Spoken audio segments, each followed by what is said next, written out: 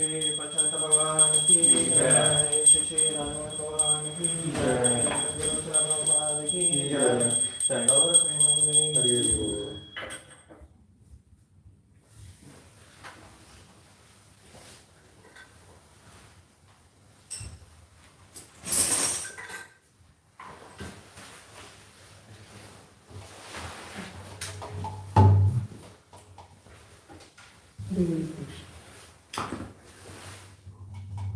Samsara Dava Nalali Daluka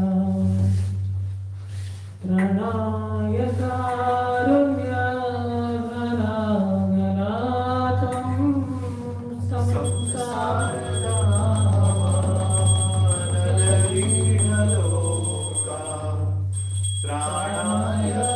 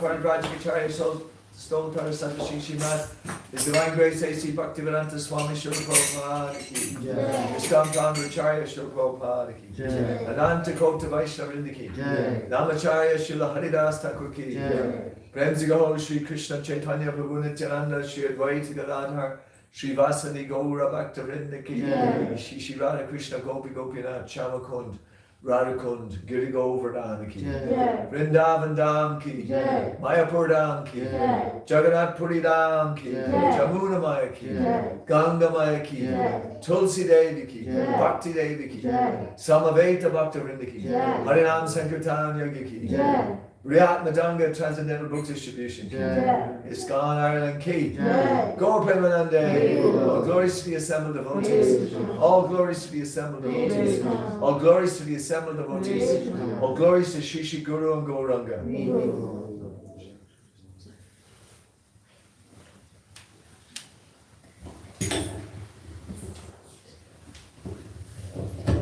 Namaste Narasingaya. Namaste Narasimhaya.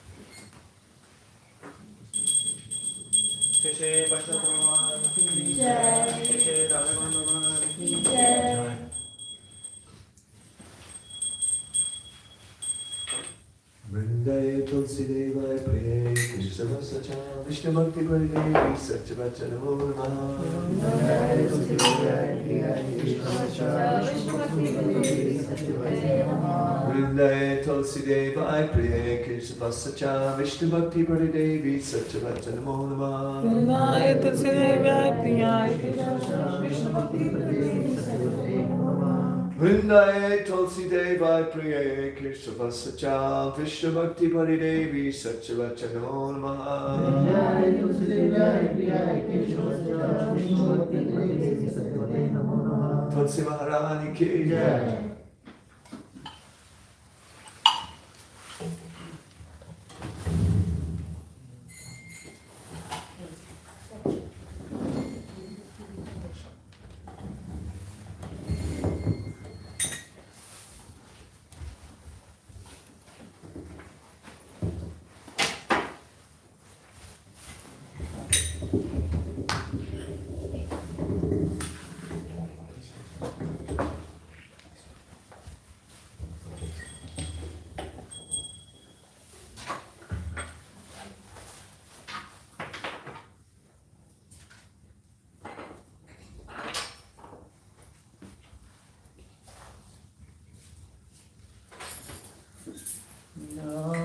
Namo Namaha Tulasi Krishna Preyasi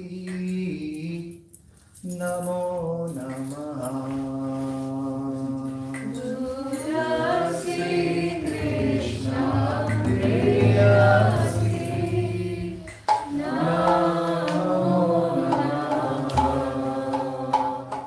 Tulasi Krishna Preyasi Namo Namaha Tulasi Krishna Preyasi Namo Namaha Krishna Seva Pavo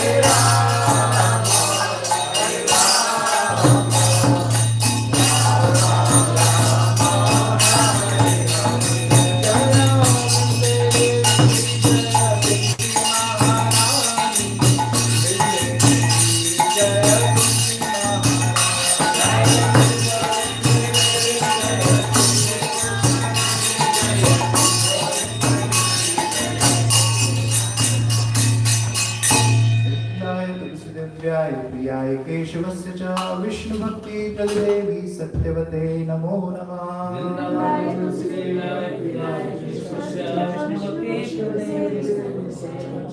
वृंदाय तुलसीदेव्याय प्रियाय केशवस्य च विष्णुभक्ति प्रदेवी सत्यवते नमो नमः वृंदाय तुलसीदेव्याय प्रियाय केशवस्य च विष्णुभक्ति प्रदेवी सत्यवते नमो नमः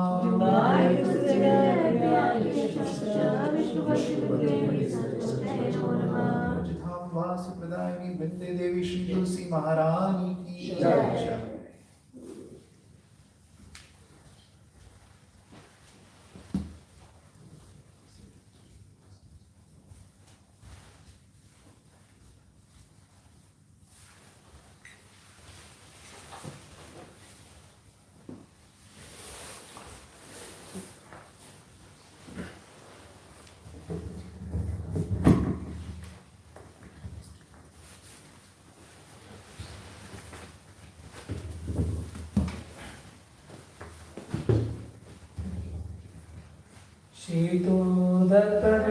शीतोदर्पणायनं बहुमहारावणिकापरं श्रेयाकैवाचन्द्रिकावितरणं विद्यावधूजीवनम् आनन्दामुदीर्यवदनं प्रतिपदा पूर्णामितस्वादनम् सर्वात्मा सपनं परं विजयते श्रीकृष्ण संकीर्तनम् नाम नामकारि बहुधा निज सर्वशक्ति तत्रार्पितानि विदास्मरेण कालः एतादृशी तव कृपा भगवन्मापि दुर्दैवं कृष्णमादनिरानुरागः कृणादपि समीचेन तरोरपि सहिष्णुना अमानिनामानदेन कीर्तनीया सदा हरि न धनं न जनं न सुन्दरीं कवितां वाचक्रीशकामये मम जन्मनि जन्मनीश्वरे भवतात् भक्तिर्हेतुकी त्वयि अयनन्दतनुजा किङ्करं पतितां मा विष्णे भवाम्बुधो कृपया तव पादपङ्कज स्थिता धुरि सदृशं विचिन्तय नयनं वरदर्शिहारया वदनं वरददया गिरा पुलकैर्विचितं वपुकदा तमदनाङ्गणे भविष्यति युगायुतं निमेषेण चक्षुषा प्राविशालितं शून्यायितं जगत्सर्वं गोविन्दविरहेण मे आशिषुर्वापादिनां विनष्टुमाम् आदर्शनामन्मतां करोतु मां यथा तथा मां विदधातु लम्पटो मतप्राणनाथस्तु सैव नापरः हरे Krishna Krishna Krishna Hare Hare Hare Ram Ram Ram Hare Hare. Time of references to the holy name of the Lord. First, to blaspheme the devotees who have dedicated their life for propagating the holy name of the Lord. Second, to consider the names of demigods like Lord Shiva or Lord Brahma to be equal to or independent of the names of the Lord Vishnu. Third, to disobey the orders of the spiritual masters. Fourth, to blaspheme the Vedic scriptures or scriptures portions of the Vedic worship.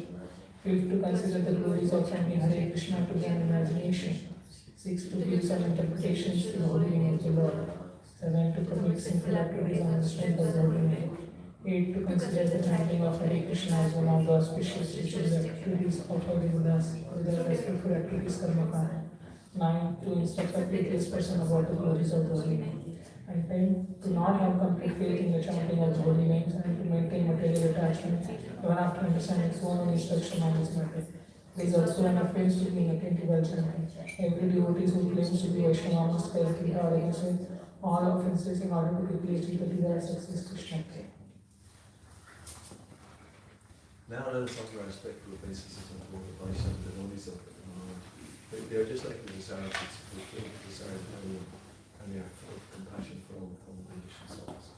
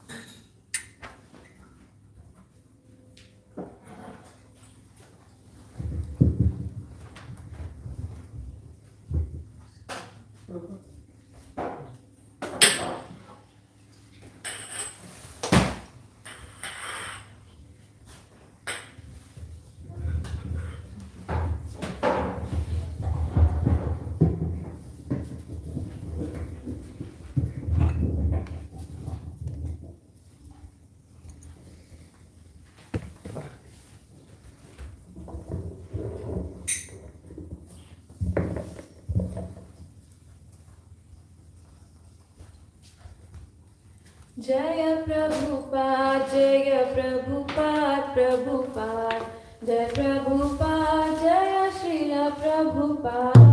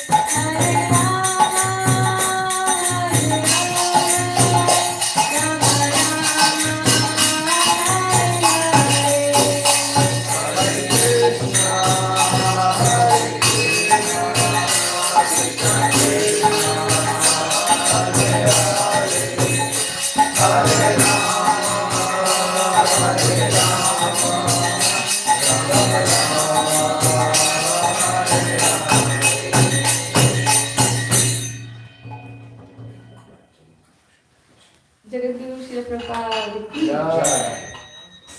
Om Shabbat, Paramahamsa Parivajagacharya, Sultana Sadashi Shibara Salangas, A.C. Bhaktivedanta Swami Srila Prabhupada ki Jai. ISKCON Dublin Srila Prabhupada ki Jai. Ananta Kota Vaishnava Vrinda ki Jai. Namacharya Srila Haridas Thakur ki Jai. Gantara Srimad Bhagavatam ki Jai. Lord Premanande. All glories to the assembled devotees. All glories to the assembled devotees. All glories to the assembled devotees. Glories to Shri Shri Guru and Gauranga.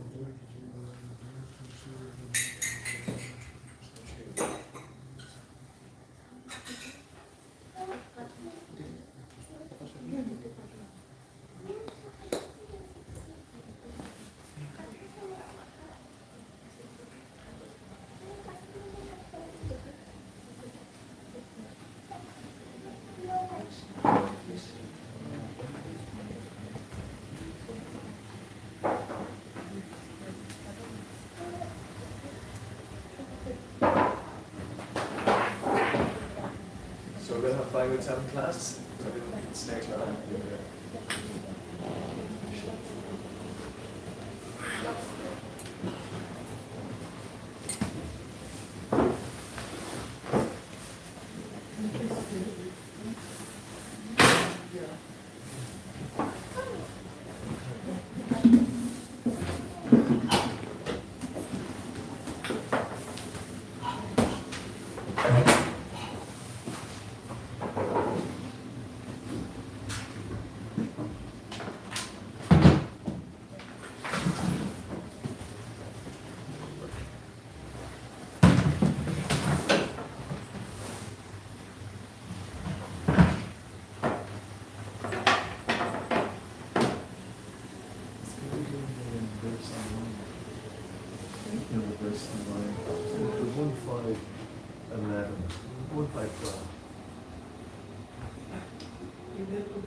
I think it was like 4, 5, 11. 11.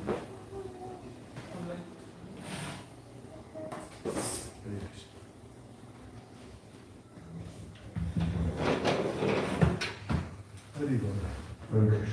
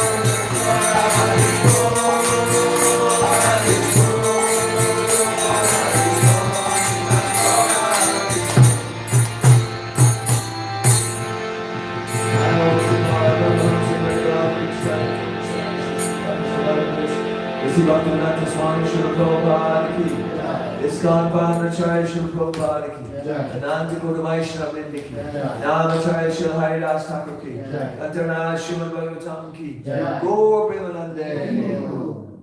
All glories to the assembled devotees. All glories to the assembled devotees. All glories to the assembled devotees. Glories to Shri Shri Guru and Gauranga.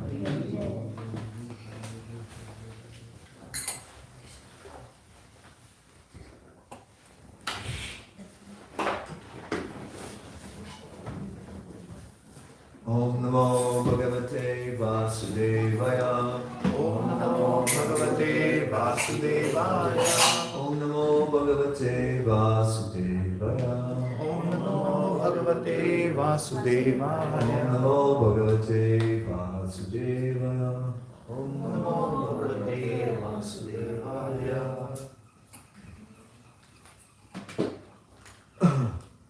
Reading from Srimad Bhagavatam, Canto 1, Chapter 5, Text number 11.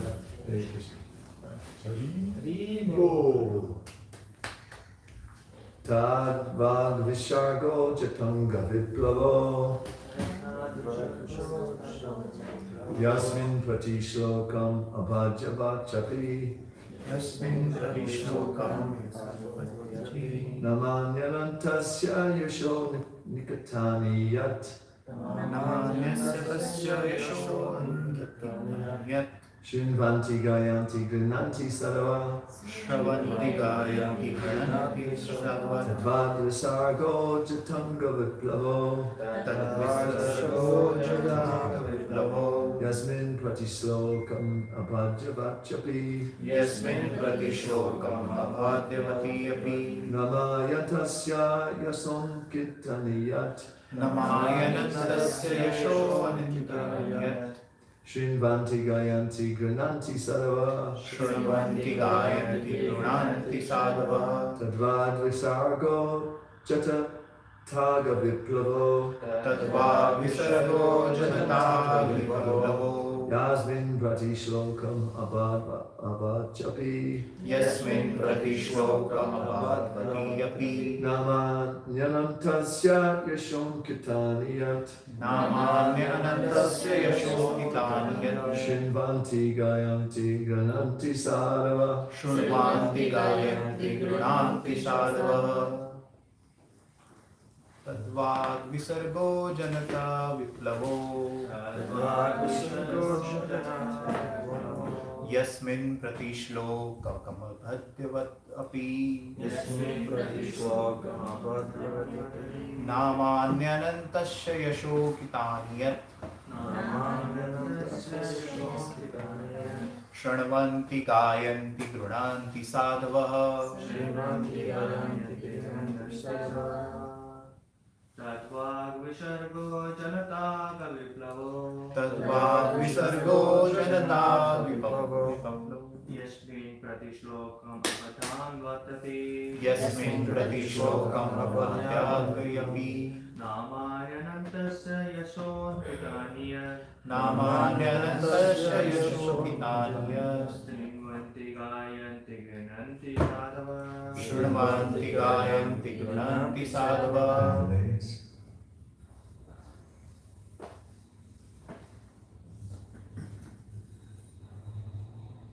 Tat, Tat, that, that, Vak, Vak, vocabulary, vocabulary, Visarga, Visarga, creation, creation, Janata, Janata, the people in general, the people in general, Aga, Aga, sins, sins, Viplava, Viplava, revolutionary, revolutionary, Yasmin, Yasmin, in which, in which Pratishlokam, Prati Shlokam, each and every stanza, each and every stanza, Abhadavati, Abhadavati, irregularly composed, irregularly composed, Api, Api, in spite of, in spite of, Namani, Namani, transcendental names, transcendental names, etc. Anantasya, Anantasya, of the unlimited Lord, of the unlimited Lord, Yasha, Yasha, glories, glories, Ankitani, Ankitani, depicted, depicted, Yat, yet, what, what, Shrinvanti, Shrivanti, do hear, do hear, Gayanti, Gayanti, do sing, do sing, Grinanti, Grinanti, do accept, do accept, Sadhava, Sadhava, the purified men who are honest. the purified men who are honest. And the translation, and broadcast the vibration of Prabhupada.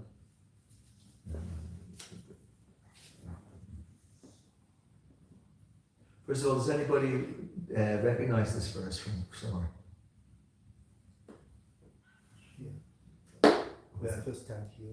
Oh, okay. Yes. The verse is actually, it was written in the very beginning of the book. Srila Prabhupada gives an introduction, and in the introduction, he speaks. This is too big an introduction. It's at the very start of the Bhagavatam. Srila Prabhupada talks about his Bhagavatam, and then it's actually missed out on this one. Let's show that one. Preface. Yes, sorry.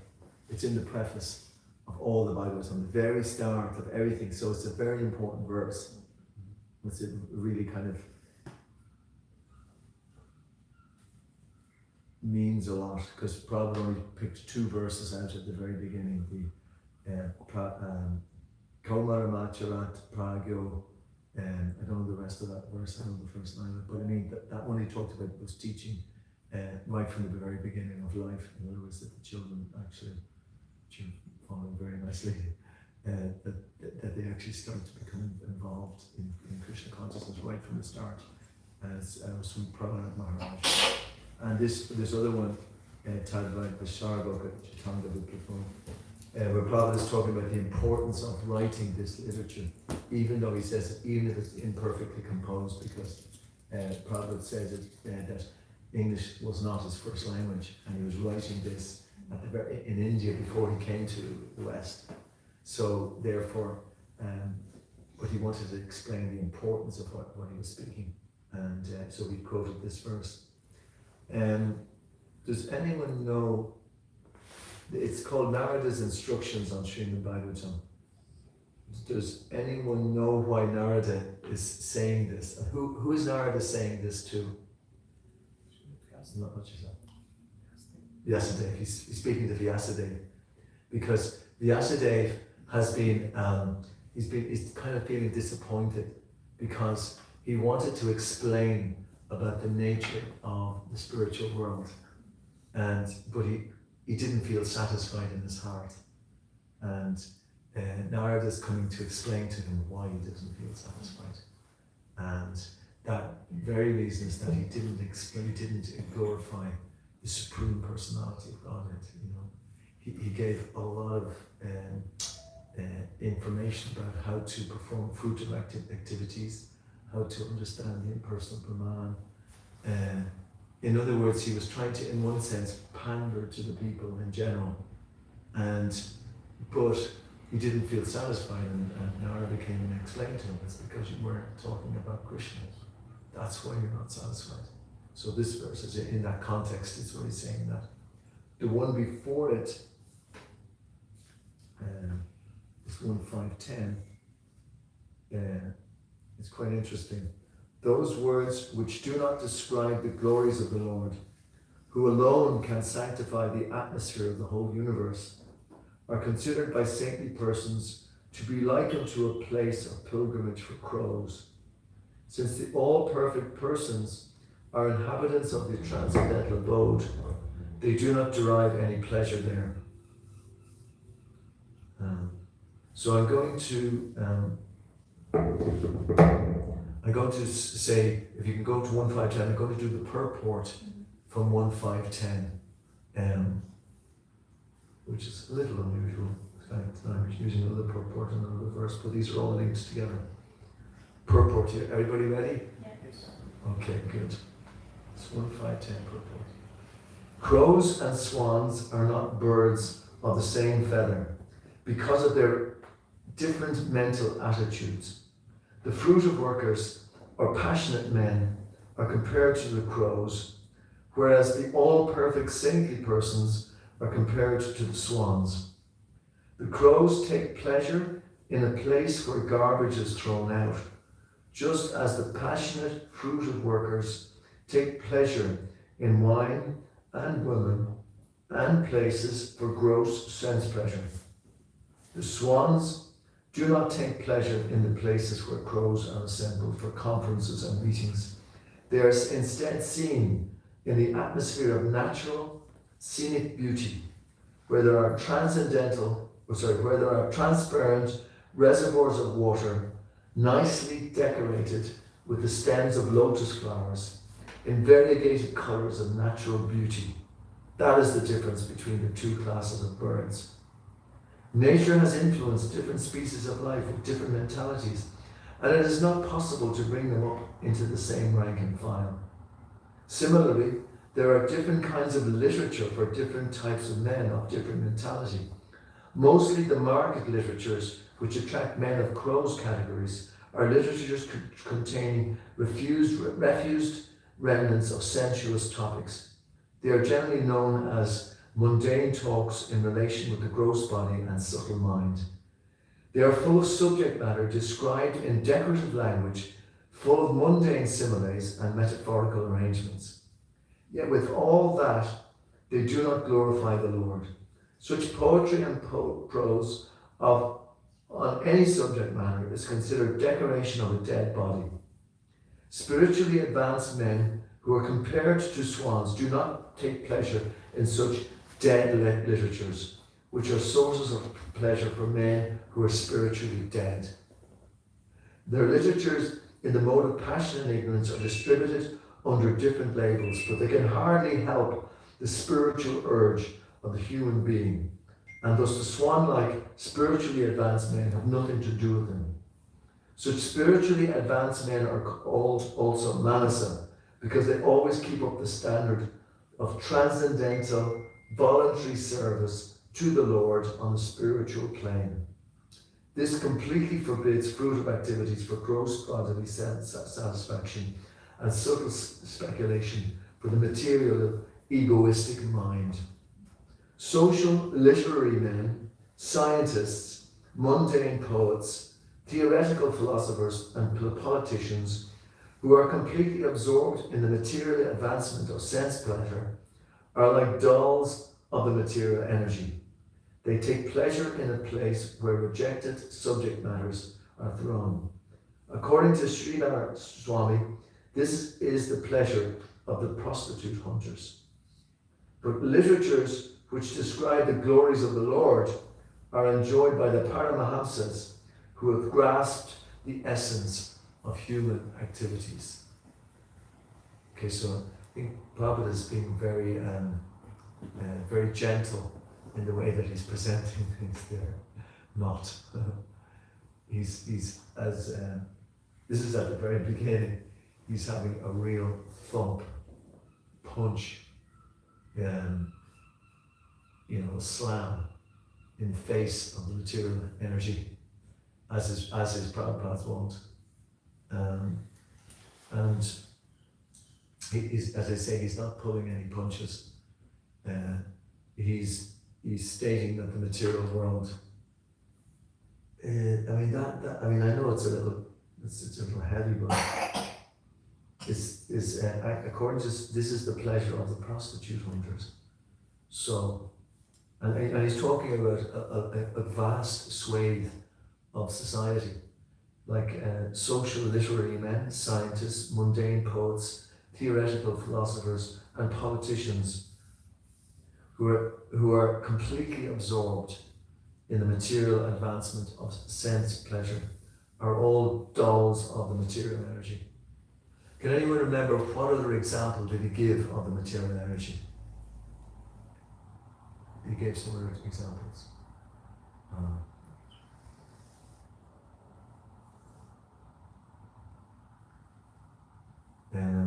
Okay. Okay, he talked about, there was one example that he had. He talked about dead literatures. And he's talking about 99% of the literatures, And he said, what are dead literatures suitable for?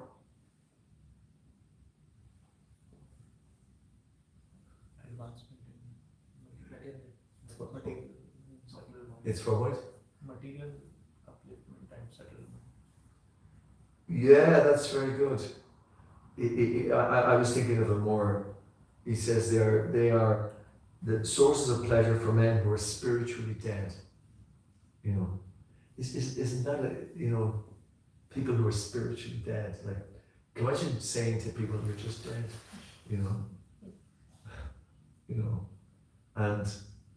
But Prabhupada is right, because he's talking about people who are spiritually dead.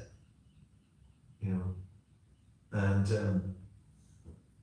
there's several things that come to mind, because he's talking here, Narada is speaking to the Asadeva, and he's basically saying that people who are after literature which is for fruitive activity are also spiritually dead. There's only one condition on which that's okay.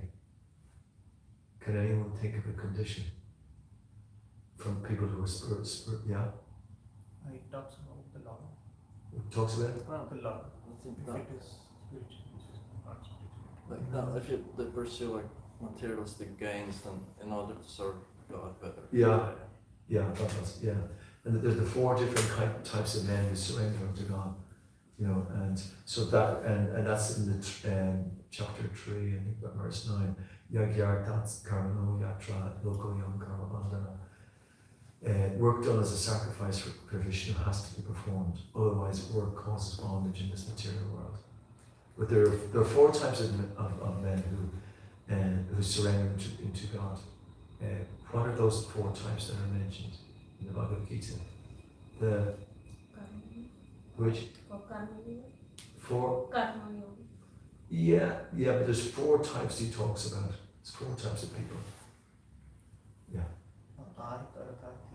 Yes. Yeah. Yeah. What's the translation of that? One who is looking for money.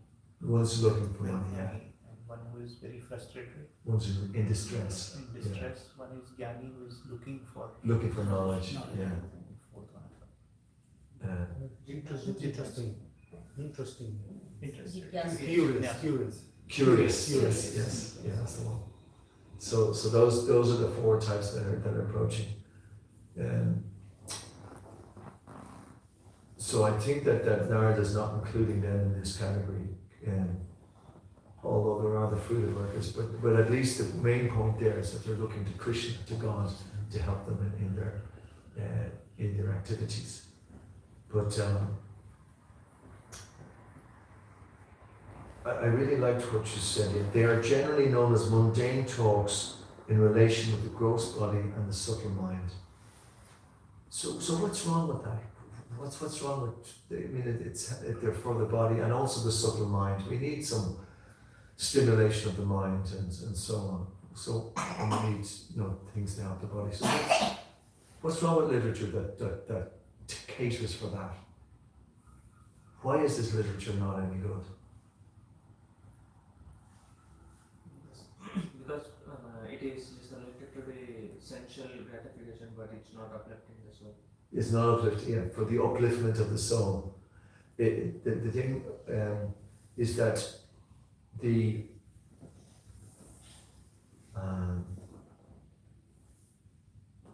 it's only going to help us come back again and again and again, And any type of kind of advancement that we make here is really, it doesn't amount to anything because it's only advancement on the material and the mental plane.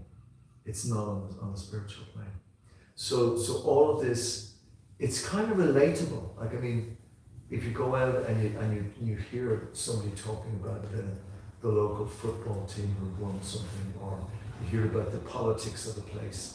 There's new elections happening next week, and the president is going to be this. It seems to be, well, it's very interesting. Yeah, it's very, very good. That's what's happening. You go out and read the newspaper. My God, this is happening in Afghanistan. I'm using a place which is probably not in the news at the moment, but you think, well, that's very interesting. Why is it not really interesting?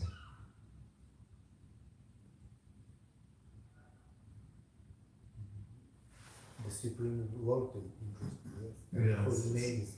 Yes, nothing to do with the Supreme Lord. Yeah, it's basically it's news which is only going to be affecting the material world, which is birth and death, and so it's not going to affect our eternal upliftment of our soul. And it might be of interest if you want to get on in some political sphere or some material sphere, but it's not going to help your spiritual advancement. And the problem is that that's 99% of the news that we get, or the information that we get, and the 99%. I won't say among the devotees, of course. It's 99% of the talking that we do. It tends to be very mundane, and what that does is it kind of shuts out talk of spiritual life. It kind of absorbs our energy in that, and we become attached to it, because the reason we're here is because we're attached to the material world. So our senses and our mind, you know, they're attached to these things as well. And so therefore you're just kind of, Prahlad Maharaj talked about chewing the chewed. You know, it's just the same thing over and over again in its slightly different form, but it's the same substance. You know, and so therefore, what use is it? It's completely, it's only going to help us get another body. You know, it's only based on that we're going to get another body to try to enjoy again, because we're pandering to the senses. And this is in one sense what Narad is telling Vyasadeva. Vyasadev's, you know, his information was there was a deeper understanding, so that you'd eventually, you know, become fed up with it, and then you'd actually start to take the spiritual life. But Narada warns him. He says, no, the problem is, he warns him, and he says that what was that? So, I might have this on my mind. But he warns him that it's that when you actually kind of enlight that type of mentality, you can't stop it. It's very difficult to pull it back. It just keeps on going on. Like he's telling people, you can satisfy your senses and also go back to God or something like this. So therefore you perform fruitive activities originally. So then the people start to do that, but then they get addicted to that and they forget about the spiritual side of it. That's where the problem is. You know, they get addicted to that.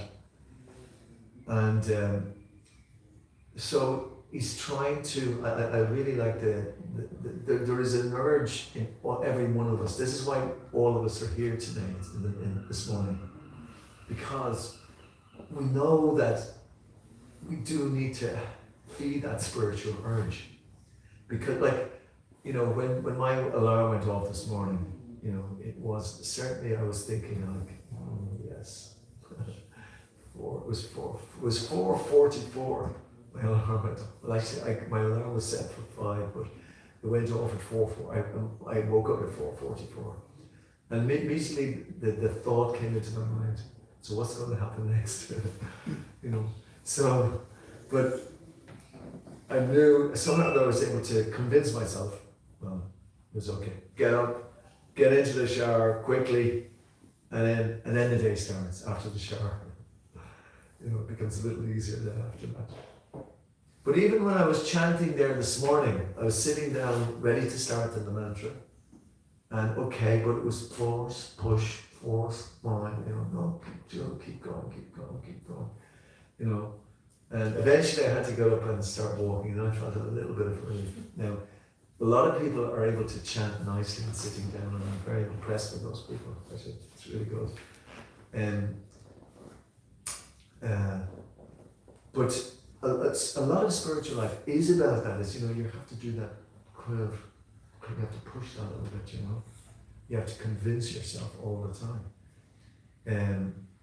But actually, we know deep down, all of us, we know that the real pleasure is in spiritual life. You know, it actually is in spiritual life. The mind has the tendency. I know the tendency of people, of living entities in the male body, is to become attracted to the opposite sex. I'm sure it's the same. I don't know. I can't speak. But that's the way in which we think that we can be happy. You know, if you look around, you see all the billboards. You know, I saw one the other day.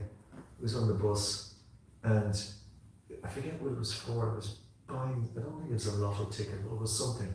But right beside it was this beautiful woman. You know, and you know, it's like my mind was thinking about the beautiful. You know, let's say I detected that tendency for me to do that, but actually, that is not where the happiness lies. But the material world is presenting that this is where the happiness is. Whereas the actual happiness is in absorption in spiritual knowledge. And this is what, again, Lara is explaining to Vyasadeva. It's understanding the pastimes of Radha and Krishna. You know, that that if I actually can get to absorb myself in the reality of the spiritual dimension, that is where the satisfaction is. That's really where the satisfaction is. It's not in the material atmosphere. It's not in the material world. It's just not there. But we are accustomed to thinking that it's there. That's where we think that's where the enjoyment is. So we can go on like this for, even as devotees, you know, even in the bodies of devotees, even trying to practice spiritual life. We can actually just spend so much of our time, waste so much of our time in this kind of mundane mentality. But because we have a higher intelligence, we still know that it's better to take the austerity of trying to practice spiritual life than it is to just to drift along in the quagmire of the material world. You know, it's like blah, blah, blah, blah, blah, you know, people are drowning there. It's like a cesspool. Anyone ever seen a cesspool? You know, that's where the excrement is put, you know. So the material, you know. So, you know, we're finding attraction there, you know. But no, just stay away from it. You know, there's no benefit there. And but the amazing thing, of course, is that once we do get some little attraction for spiritual life and for spiritual energy and for spiritual knowledge and all of those things, then it becomes incredibly enjoyable. You know, the ability to control the senses is 1,000,000 times more powerful than all the debauchees who are trying to explain that it's wonderful in the material world. You know, they're trying to say, yeah, we can do this.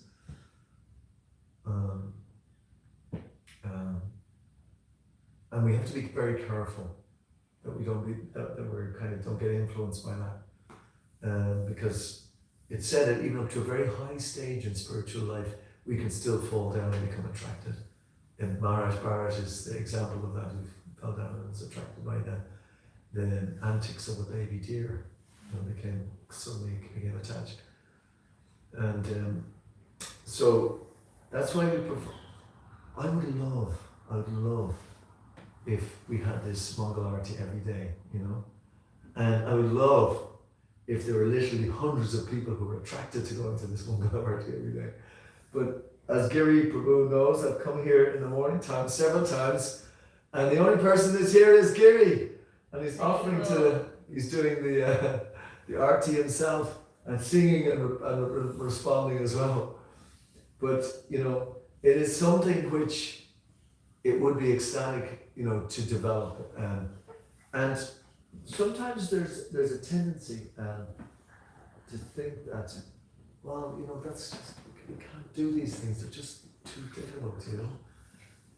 But Srila Prabhupada, who's the Acharya for this age, who brought this Krishna consciousness and was able to, you know, inspire hundreds and thousands of people, and not only in India, but in the Western world, was able to inspire them to do that, to get up at 3:30, 4 o'clock, and even earlier for the Pujaris, to prepare the deities, to perform the Mongol Arati, on all the activities. He was able to inspire them to do that. So that's what he wants, you know, that's what he wants. That's our goal. Now, we may not all be able to do that. I've been practicing Krishna consciousness for, you know, quite a long time. And I'm not able to like the association of devotees is wonderful. That inspires everybody. So we're all here and helping each other. But I was listening to Keshava Maharaj. Anyone know Keshava Maharaj from the UK? He was saying that of the 100, there's over 100 very auspicious things to help people in spiritual life. It's mentioned in the Nectar of Instruction. And he said that by coming to the morning program, you cover at least half of those, you know. Even more than half of those things you actually can do. So that's so auspicious to do those things, to come to the morning program. You're doing a lot of good for your soul. It's a great tonic for the soul. So even though it's a little difficult, but still, once you do it, and you can become enlivened. And then, so it would be incredible to have that vibration going on, you know, in this city. You know, I was coming in this morning, I think Krishna was coming in as well. There was some they weren't young ones, but they were old ones, and they were screaming at each other. Now I don't know what they were screaming about, but they were definitely giving each other, and they always seem to be doing that. They're giving it as if the other person is the reason of their distress, you know. And then there was a fight going on outside McDonald's, and some older man was, you know, threatening another younger person, and the younger person, you know, the older man was this size and the other person was this size, but they were going at each other, you know. And so it could do with a bit of Mongol arti and a lot of, you know, spiritual vibration energy to try to uplift the urge, you know, the spiritual urge in the soul, anywhere and everywhere. So in that context, whatever we're doing is beneficial, you know. So, you know, we know what the high standard is, and we should never ever lose that standard. We should always strive for that standard and try to implement it and establish that standard, you know. Hopefully, by Krishna's grace, when we have our new temple, which is maybe more accessible to more people, it might be we will be able to. We should aim for that here, you know. We should really aim for that, you know. That you know that it's close by and we can just. It's only a 5-minute walk or a 5-minute drive or whatever, you know. Of course, there's other factors involved in that, but yeah, that we should do that as for Srila Prabhupada. Now, I want to go back to the verse where Prabhupada's talking about literatures. You know, this is 1.5.11.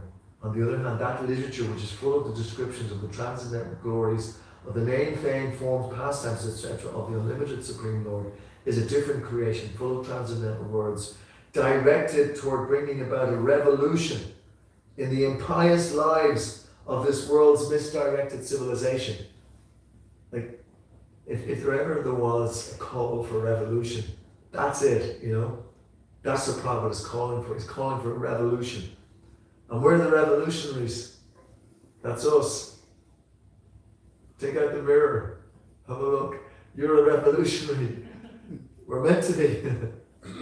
And it is the duty of, and listen to this, if anyone here is from India, in this purport, I want to take out a part of it, Prabhupada says, it is the duty of every responsible Indian to broadcast the transcendental message of Srimad Bhagavatam throughout the world, to do all the supermost good, as well as to bring about the desired peace in the world. So we know the world is not peaceful. But Prabhupada is saying that you have to do this. You have to broadcast this literature. Why am I saying that at this time? Because it's Srila Prabhupada's Transcendental Marathon. Because we're meant to distribute the literature everywhere, non-stop, between now and the 24th of December, and beyond, of course, but especially then. We have to find a minute, a half hour, an hour and a half, 2 hours, 24 hours. We have to find some time to distribute this literature. We have to do it. He's saying this is an instruction, a direct instruction from the founder Acharya, to go, forget about everything else, go and find time and give out this literature. That's what he's telling. He's telling this very clearly to everybody. You know, this is a special time. And we have to get used to it. Because it's bringing about a revolution. That's what he's saying. And listen to this. This is he's speaking about, again, Prabhupada's giving the Indian people a difficult, you know, pushing this. He says, because India has failed in her duty by neglecting this responsible work, there is so much quarrel and trouble all over the world. So he's not pointing it at the problem of everybody else, he's pointing it back, you know. We are confident that if the transcendental message of Srimad Bhagavatam is received only by the leading men of the world, certainly there will be a change of heart. And there won't be people shouting in the street in the morning. They'll have changed their heart. They'll be reading Bhagavatam instead. And naturally the people in general will follow them. The mass and people in general are tools in the hands of the modern politicians and leaders of the people. If there is a change of heart of the leaders only, certainly there will be a radical change in the atmosphere of the world.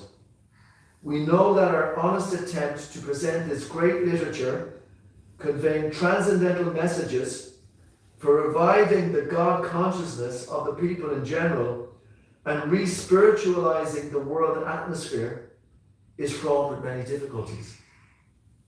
Our presenting this matter in adequate language, especially a foreign language, will certainly fail, and there will be so many literary discrepancies despite our honest attempt to present it in a proper way. But we are sure that with all our faults in this connection, the seriousness of the subject matter will be taken into consideration, and the leaders of society will still accept this due to its being an honest attempt to glorify the Almighty God. When there is a fire in a house, the inmates of the house go out and get help from the neighbours who may be foreigners. And yet, without knowing the language of the victims of the fire, express themselves, and the neighbours understand the need, even though not expressed in the same language. The same spirit of cooperation is needed to broadcast this transcendental message of the Srimad Bhagavatam throughout the polluted atmosphere of the world. After all, it is a technical science of spiritual values, and thus we are concerned with the techniques and not with the language. If the techniques of this great literature are understood by the people of the world, there will be success.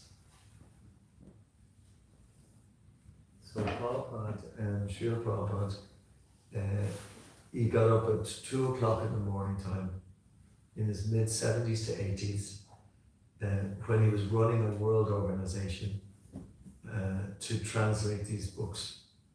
It was a supernatural effort.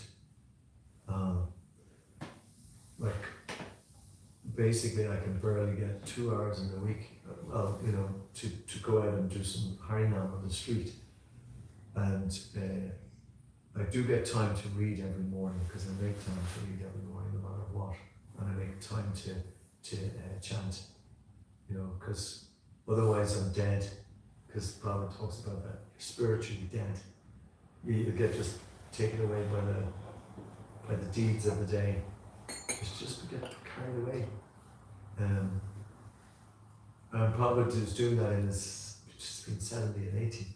So I know there are circumstances in life. I'm not, I've been going through so many circumstances. But our own spiritualization is the most important thing. I can criticize the material world because it tells you have to get a job, you have to do this, you have to do this. And it just grabs up, soaks up 99% of people's time and telling you have to. They're brainwashing people into thinking like that, and we're the less than 1% trying to say, no, that's not it. You've got to spend your time for spiritual life. We're looking like less than the 1%. But the 1% can still become more heard than the 99% if we're really strong. We actually, that's where we have to get our strength. I notice people who do martial arts and all those things, they spend hours in the gym doing, all these things and, not fighting and everything. They become strong by doing those things. But in our situation, we have to become strong as well. We have to take on the material energy like that. So we have to do those things, and that will give us that strength to be able to have an influence in the world. We don't know how we can do it, but Prabhupada's giving us a hint there. We try to go to the leaders in society, and we try to give them that information, and make some impact. And some of them, obviously, some of the leaders in society, they're what you call, they're going to give you lip service and so on. But still, sometimes there's some genuine part there in them as well, and they want to help and they want to do good. That's what their initial intentions were when they got into this politics. But if we do get that opportunity to talk to any persons of influence, whatever, get stuck in, tell them about the importance of spiritual life, because they can influence probably a greater amount of people. Or else give them some literature, give them a book, present them. We had Modi giving Putin the book, Bhagavad Gita, recently, Okay, I don't know how far it will go because, it went the other way around before when anyone was practicing. Anyway, we'll get into that. And, but if we do that, it can have that, we can make some influence that way. But, that's the material world. So much is against that. But ourselves, we have 24 hours in a day. Our tendency, I have to speak about myself, is to sleep. It's just, don't want to do this, we have to become expert at, cutting out that tendency, and we cannot do it on that alone. We can't be just a negation society. We have to be a society which is relishing spiritual life. Now we relish prasad. That's the good part of the spiritual life. But we have to relish the messages that Prabhupada has given as well. We have to relish the kirtan. We had a nice kirtan here Friday between 7 and 9 in the evening time. And the goodness of it was because we weren't expert musicians, but we stuck at it. And then eventually the Golokera Premadana Harinam Sankirtan, the spiritual world descends, when people are chanting. The spiritual world descends. And then you don't have to care anymore. You can just get stuck into it because the spiritual world is here. You can just enjoy it. Okay, that's the reward for all the austerities. Just enjoy the kirtan. It is blissful, it is beautiful, it is Krishna and the whole dimension of the spiritual world. And it's the dimension of the greatest chariots, some Srila Prabhupada. Does anyone here read the Linamrita? Right. How many times have you read it? You have to read it 50 times. Seriously. So that the Prabhupada's Leela it's so accessible. It's here. It's now, So if we cannot think of, so many activities and others, just think of Prabhupada's activities, what he did, how he lived. You can meditate on that even when you're in kirtan. You can meditate on, but Prabhupada will tell you to meditate on that. This is why we have the deities. This is why we want to have temples like 24 hours a day. So that we can meditate on this form of God. This is the idea. These 24 hours a day, we're thinking of Krishna. We have to feed him. We've got to change his clothing. We have to have all these programs. Especially in the temple, everyone's kind of rushing around trying to do something nice for the deities. We're trying to keep the temple room really beautiful and clean for Krishna. Brush the stairs, clean the altar. We're trying to, make it accessible for people to come, because Krishna's look at Lord Chaitanya, he's got his arms out. He said, "Where's everybody? Where are you all?" He wants everybody to come in here, walk up the 4 flights of stairs, and meet him, and then his pastimes, like he's so Krishna. Lord Chaitanya is so much in bliss that he cannot contain himself. His bodily transformations are happening. His limbs are elongating in bliss of spiritual bliss, and we have to kind of get ourselves into that energy, not maybe to or Liz will come into that way, but still, we have to, experience nectar. It's blissful. It's wonderful. It's the most, it's the most wonderful thing in the world. Whereas there's an advertisement when I was a kid growing up. It was for one particular type of alcohol, but it was explaining that this is the best thing in the world. So we have to be able to do that. That this is the most blissful thing that's around, and by our experiencing this bliss, we have to it's be contagious. It's like a disease. We're giving this beautiful disease to other people as well, so they will see this bliss. And they will want to come in. Actually, there was one lady who came and she stayed for the whole 3 hours on Friday, and she told me that she had just were watching it on the TV screen or whatever, on this screen here, and she said, "Oh, I want to have some of that." And she came in and she was in bliss. I could see her eyes were closed, and she was. So this is the kind of, we have to just be able to give this to others, because that's the only relief that's really there from the material world. It's the relief. I mean, people are trying to pretend. I'm trying to avoid speaking about. That's a different ringtone. It must be another phone. There's this personality who got into Krishna consciousness. He's a famous guy, and he was mixing with some swamis and everything, and believe it or not, now he's into promoting meat eating, he's like, I don't know why I'm saying that, but it's just, it was one of the most disappointing things you can imagine, just to see a person who swung around just telling people to, in his concerts he used to put prasadam on everybody's seat.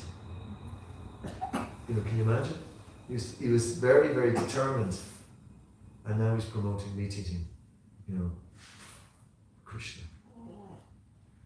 That was a good noise. That was, yes.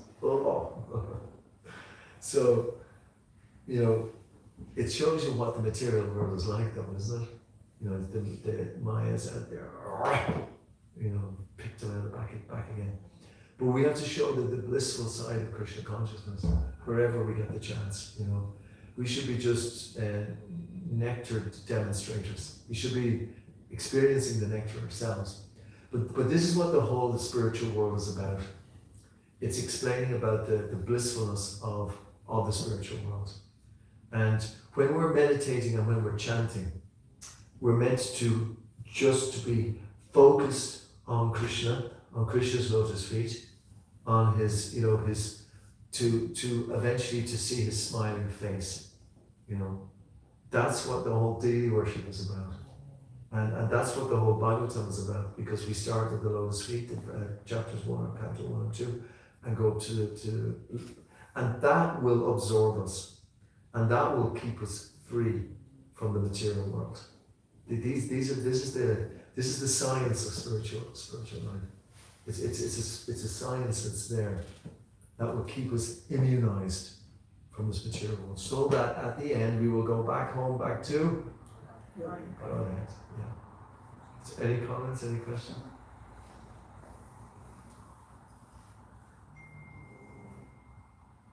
Okay. Srimad Bhagavatam ki jai.